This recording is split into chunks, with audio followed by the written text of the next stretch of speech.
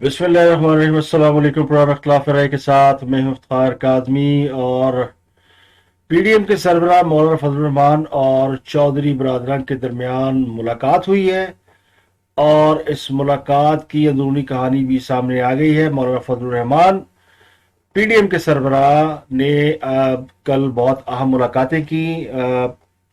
सबसे पहले उन्होंने आसिफ अली जरदारी से टेलीफोन पर बात की और एक तवील अरसे बाद उनकी परवेज़ इलाही और चौधरी शुजात से भी मुलाकात हुई और गुफ्तगू हुई।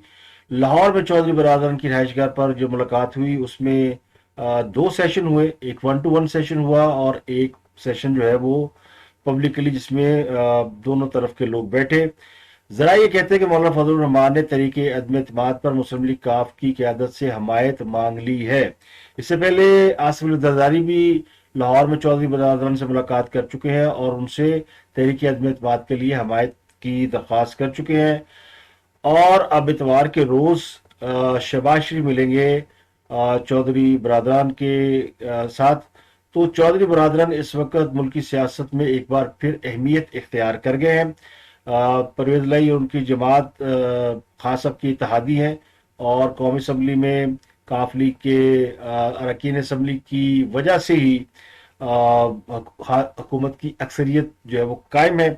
तो एमक्यूएम और काफ लीग के वोट अगर खान साहब के साथ ना हो तो खान साहब के लिए हुकूमत में रहना मुश्किल है, कौमी असम्बली में अपनी अक्सरियत बरकरार रखना मुश्किल है। तो बहुत से लोग जो ये कह रहे थे कि मौलाना फजल रहमान इस बात पर नाराज है कि शहबाज शरीफ ने बिलावल भुट्टो से मुलाकात क्यों की है और नवाज शरीफ मनाते रहे मौलाना फजल रहमान को। हुकूमत के इत्तेहादी टेलीविजन चैनल बहुत खबरें चलाते हैं, तो उन्होंने पीडीएम के इजलास की अंदरूनी कहानी में ये बात बताई थी कि जी मौलाना फजल रहमान बड़े नाराज थे कि क्यों पीपल पार्टी के साथ जो है उनको बताए बगैर जो है वो सुलह कर ली गई है और ये है वो है, और क्यों जो है वो बिलावल भुट्टो साहब बहुत तशरीफ लाए हैं और फिर उन्हें मनाया गया, फिर ये किया गया वो किया गया।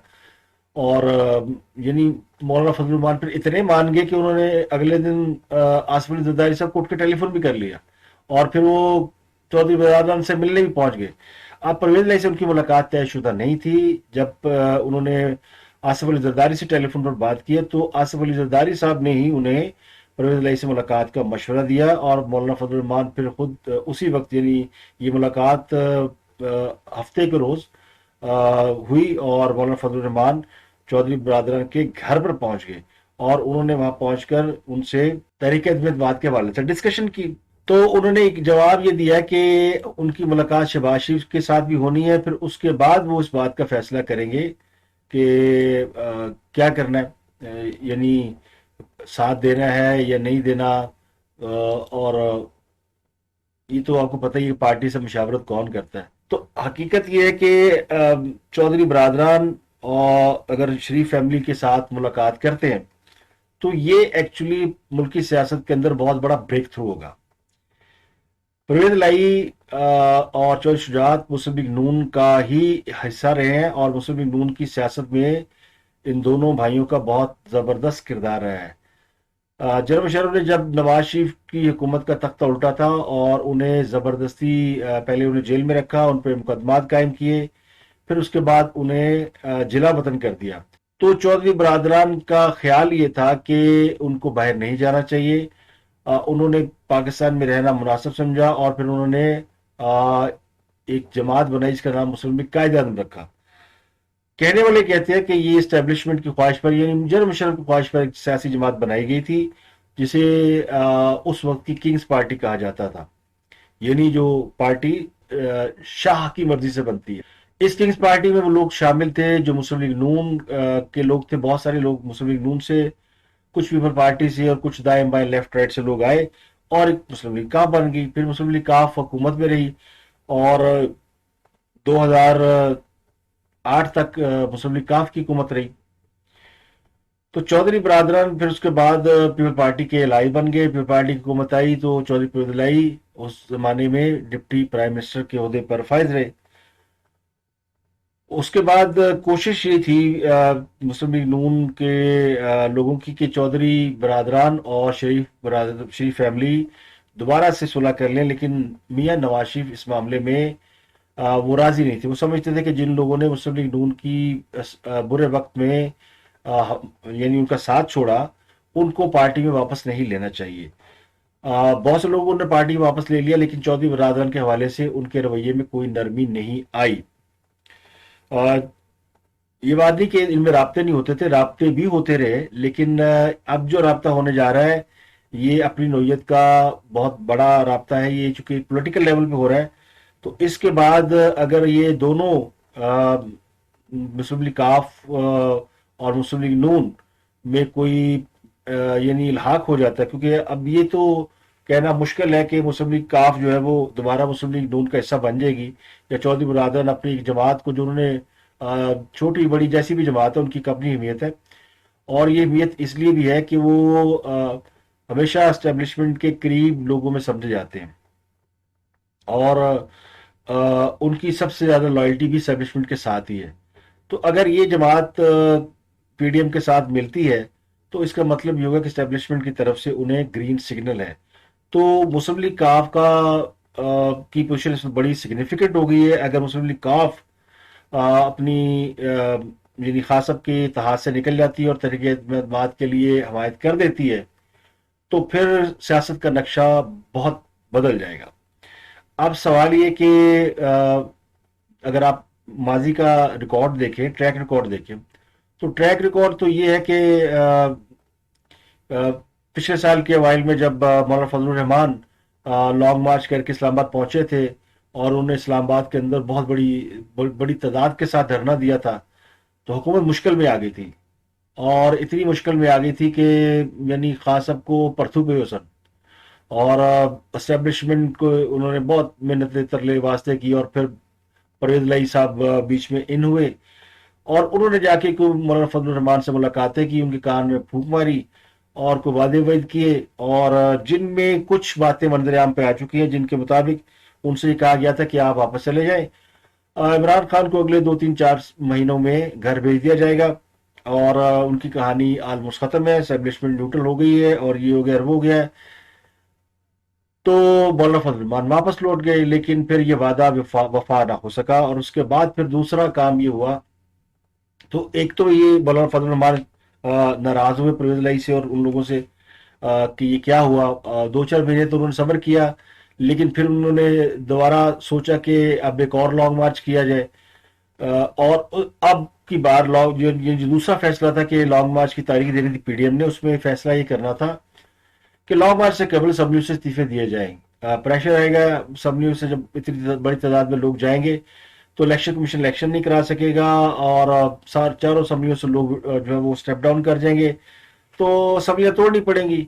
لیکن اس وقت پیپل پارٹی اس پر راضی نہیں ہوئی، اور پیپل پارٹی کی سندھ میں حکومت تھی، اور پیپل پارٹی نہیں چاہتی تھی کہ ابھی ان کی حکومت کے 2 2.5 سال باقی ہیں تو اس موقع پر اسمبلیاں توڑنے والا یا اسمبلیوں سے استعفے دینے والا کوئی عمل کرے۔ تو پیپل پارٹی نے استعفے دینے سے انکار کیا، جس کے بعد مولانا فضل الرحمان پیپل پارٹی سے ناراض ہوئے، اور پیپل پارٹی کو شو کاز نوٹس جاری کیا گیا، اور پیپل پارٹی اس شو کاز نوٹس کو جواز بنا کر پی ڈی ایم سے نکل گئی، ان کے ساتھ اے این پی بھی نکل گئی۔ تو یہ دونوں سیاسی جماعتیں الگ ہو گئی۔ تو یہ 2 مرحلوں پہ دونوں جماعتوں کے ساتھ مولانا فضل الرحمان کا جو متقع تھا، یعنی جو ان کے ساتھ ان کو بٹرائی کیا گیا، یہ ایک بڑا ہی یعنی ایسا عمل تھا جس کو ناپسندیدہ نگاہوں سے دیکھا گیا۔ تو مولانا فضل الرحمان چوٹ کھائے ہوئے ان سے، لیکن اب اس کے باوجود سیاست میں چونکہ دروازے بند نہیں ہوتے، اور سیاست میں کوئی بات حرف آخر نہیں ہوتی، تو اب پلٹ کے پھر دوبارہ وہی ٹرائی کا وہی لوگ دوبارہ اکٹھے ہو رہے ہیں جو کہ پچھلے سال ہوئے تھے۔ تو گلے شکوے اپنی جگہ پر، لیکن چونکہ اب سب کو پتا ہے کہ سب کو ایک دوسرے کی ضرورت ہے، اور اگر وہ اکٹھے نہیں ہوں گے تو خان صاحب کو کے خلاف یہ جو پولیٹیکل ٹرانسفارمیشن ہے یہ نہیں ہو پائے گی۔ تحریک اعتماد لانا ہے تو پھر اس کے لیے خان صاحب کے اتحادیوں کو الگ کرنا ہوگا۔ اس سے پہلے اسٹیبلشمنٹ کو کنونس کیا جا چکا ہے، اسٹیبلشمنٹ کے حوالے سے جو لوگ اعتراض کرتے ہیں کہ جی اپوزیشن اسٹیبلشمنٹ سے مل کے خان صاحب کو گرانا چاہتی ہے، تو پھر فرق کیا ہوا؟ پھر تو یہ بھی ویسے ہی ہے جیسے خان صاحب کہتے ہیں اسٹیبلشمنٹ میں اوپر ہاتھ رکھے ہوئے، تو اب اگر اپوزیشن والے بھی اسٹیبلشمنٹ کے سہارے پہ آنا چاہتے ہیں تو فرق کیا ہوا؟ देखिए, और कोई ऑप्शन अगर होता तो शायद अपोजिशन ये काम ना करती, लेकिन चूंकि खान साहब ने 22 साल अपोजिशन करके, जब वो खुद अपोजिशन में थे, तो वो फौज को या एस्टेब्लिशमेंट को या मुल्क के स्टेक होल्डर्स को कन्विंस करते रहे कि बाकी की सारी सियासी जमातें जो है वो करप्ट हैं, और जब वो इक़्तिदार में आएंगे तो वो ना करप्शन करेंगे, बल्कि इस मुल्क से करप्शन को ख़त्म करेंगे और इस मुल्क में रिफॉर्म्स करेंगे। तो दोनों काम उन्होंने नहीं किए। तो अब एस्टेब्लिशमेंट के साथ इससे पहले अपोजिशन ने कोशिश की कि एक कॉन्फ्लिक्ट में जाया जाए, एक लड़ाई लड़ी जाए। वो लड़ाई भी लड़ी गई, जिससे एस्टेब्लिशमेंट किसी हद तक पीछे हटी, और फिर उसके बाद एस्टेब्लिशमेंट ने जब अपनी पोजीशन में थोड़ी सी तब्दीली की, तो उसके बाद एस्टेब्लिशमेंट को ने भी खास साहब का साथ तो नहीं छोड़ा, लेकिन उनके मौक़िफ़ में जरूर थोड़ा सा चेंज आया कि उन्होंने खुद को न्यूट्रल करना शुरू कर दिया। उसके बाद से एस्टेब्लिशमेंट को ये समझाने की कोशिश की गई कि खान साहब सिक्योरिटी रिस्क है, और ये मुल्क मजीद खराब हालात का मुतहम्मिल नहीं हो सकता। अगर वो अपने 5 साल पूरे करेंगे तो वो और खराबी होगी। 3.5 साल में जितनी खराबी वो कर चुके हैं, अगले 1.5 साल में उससे कहीं ज्यादा खराबियां कर सकते हैं। उसके बाद कोई हमें रास्ता बाकी नहीं बचेगा। तो एस्टेब्लिशमेंट किसी हद तक इस बात से कन्विंस हो गई, जिस तरह खान साहब ने ये कन्विंस किया था कि अपोजिशन के लोग करप्ट है, इसी तरह अपोजिशन ने ये कन्विंस किया कि खान साहब सिक्योरिटी रिस्क है। तो ये है वो मैटर जिस पर अपोजिशन को एस्टेब्लिशमेंट के करीब जाना पड़ा है। वरना नवाज शरीफ ने तो ये पोजीशन ली हुई थी कि वो उन्होंने अपनी पार्टी के लोगों पर पाबंदी लगा दी थी कि कोई उनकी इजाजत के बगैर एस्टेब्लिशमेंट से ना मिले। तो ये सारी तब्दीलियां अक्टूबर के बाद एक बड़ी पोस्टिंग और ट्रांसफर के बाद शुरू हुई है। उसके बाद से हालात बहुत तब्दील हुए हैं, और इन बदलते हुए हालात के नतीजे में ही ये सब कुछ हो रहा है। इसमें एस्टेब्लिशमेंट कोई अपना करेक्टर उस तरह का प्ले नहीं कर रही।